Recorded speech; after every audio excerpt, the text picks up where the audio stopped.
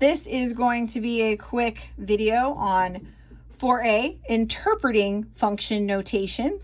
So we just need to figure out what all these things mean. So for us, we need to have our notes handy so that we can interpret this. And we're going to read the function W of M gives the weight of a cat in kilograms when it is M months old. So the first thing we need to do is we need to know that input and output. So what variable represents the input? Well, the variable that's inside our function is M. And they told us that M is M months old. So M for number of months. Now remember, the output is right here. The whole thing is the output. So W of M is equal to the weight after M months go in.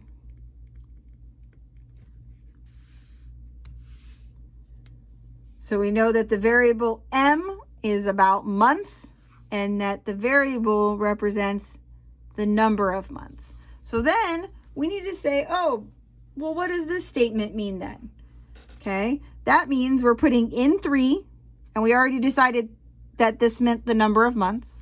So we know that in 3 months, because that's what we're measuring, and it says equals 6. Now remember, the whole statement is the output. So if we're putting in 3 months, it says gives the weight of the cat. So that means what we get out has to be the weight of the cat. So in 3 months, the cat will weigh 6 kilograms. That's kg. Okay. You could just say, you could write out kilograms, and that is not important, just as long as you knew that this sentence here means that if we put in at 3 months, this is how much the cat will weigh.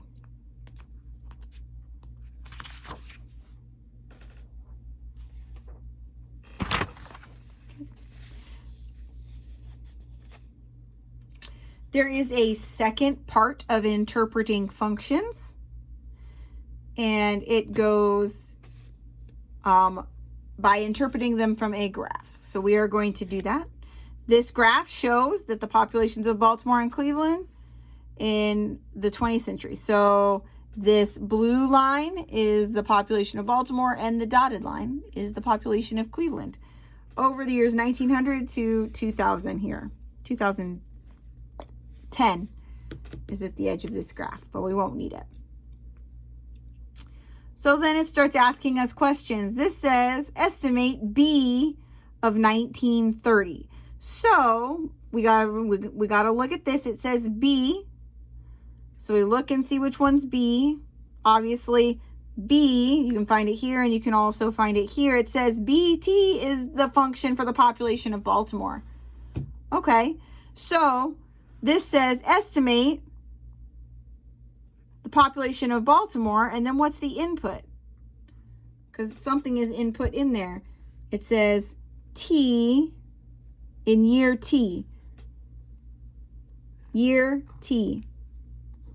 Okay, there's 2 ways to find it. You can read, or if you notice, remember what I told you in the notes, the horizontal line will always be the input. So year is the input and population is the output.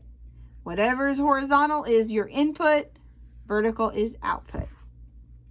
So this says estimate the input of 1930 for Baltimore.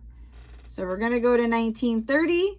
Baltimore is the blue one. You go up, and remember the solutions to functions are where it's on the function, which is the line. So right here, and then we're going to go over, and we can see it's 800,000 people. So we would say B of 1930 is equal to 800,000, which is fine. That's true. Now, it's also asking us another question. It says, is B of t ever equal to C of t? Remember, when we write the whole function notation, that's the output. This is saying what t, at what time t are both of these equal? When are the outputs the same? So remember, just like when we did unit 2, things are the same when they intersect. So when lines intersect, that means they're the same. So we're going to go over and look at this and look at our lines, our functions, and we're going to go see if they ever touch or cross. Look here, if I see it kind of crosses here, just going to estimate where that is. We'll just say it's here, because this is going to be an estimation project. And then we go, and you can see they also cross again right here. So we're just going to estimate that. And then we need to find the t that makes these both true, the input that makes the outputs equal. We know the outputs are equal because they're crossing. So we got to find the t that makes them equal. So this looks like about 1910. So when t equals 1910, they'll be the same. And then we're going to go here, we go down, it's kind of halfway. So I will call that 1945. So t equals 1945. You can see down to find the input. So if you know the point where they intersect, you can find the input and find the output. So those are the two values of t that if I plug them in, they're equal on the graph, which means they had the same population. So then we are going to also try to prove these. So which one is true? That's what it's asking us. Is B of 2000 greater than C of 2000, or is B of 2000 less than C of 2000? Obviously, this is asking us about the input of 2000 because that's all the inputs are. So we have to just go to the year 2000 here for the input, which is over here. And then we just got to go up and see which one was more. So was B more or C more? Well, it's very obvious. B was definitely more. So B was not less than, B was definitely greater than. Okay, we've already answered this one because we know that it's not equal to, because we just found the two things, the two times that make it equal, 1910 and 1945.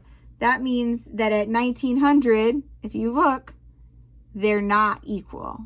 They are in two different points. So can't be this one. It definitely has to be this one. But if this wasn't an equal sign, you could find, and you could decide if it was less or more. Or let's say this said 1910. If this was 1910, then you would know that they're equal because they intersected. So that's the second portion of 4A, which is interpreting functions.